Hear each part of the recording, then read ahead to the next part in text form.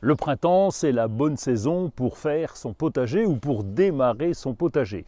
On a l'habitude de prendre des légumes annuels comme les tomates, les poivrons, les courgettes qu'il faut renouveler chaque année, mais il existe aussi des légumes perpétuels. Les légumes perpétuels sont des plantes vivaces qu'il est inutile de replanter et qui repoussent chaque année au printemps. En général, on consomme leur feuillage. Et voici quelques-unes de ces plantes originales appelées légumes perpétuels. Commençons par le premier, Allium ampelophrasum, c'est le poireau vivace. Ses feuilles sont beaucoup plus fines que le poireau traditionnel. Elles ont aussi une saveur plus fine qui vient aromatiser les bouillons, les sauces, les salades ou les omelettes. Au fil du temps, les pieds forment des touffes assez denses. Ils se contentent de tous les types de sols.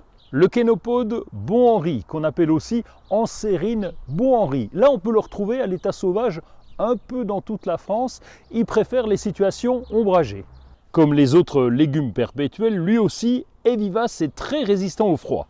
Il peut rester en place 4 à 5 ans de suite. Ses feuilles sont riches en calcium, en fer, en phosphore et se consomment crues, en salade ou cuites comme les épinards. La ciboule est cultivée pour ses feuilles aromatiques. Sa saveur est plus douce que l'ail et l'oignon. On la consomme d'ailleurs beaucoup dans la cuisine asiatique. Elle est résistante au froid et pousse facilement dans les potagers.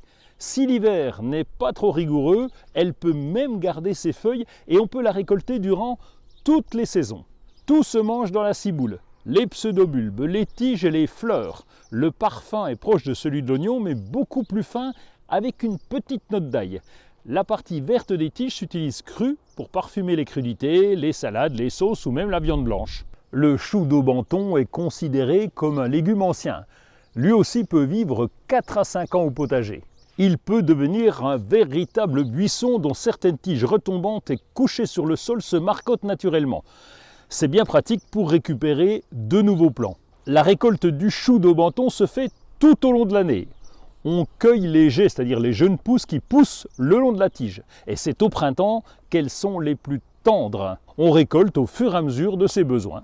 Dans cet inventaire, j'aurais pu ajouter la ciboulette, la livèche, l'oseille et encore bien d'autres. Il y a vraiment beaucoup de plantes vivaces à consommer au potager.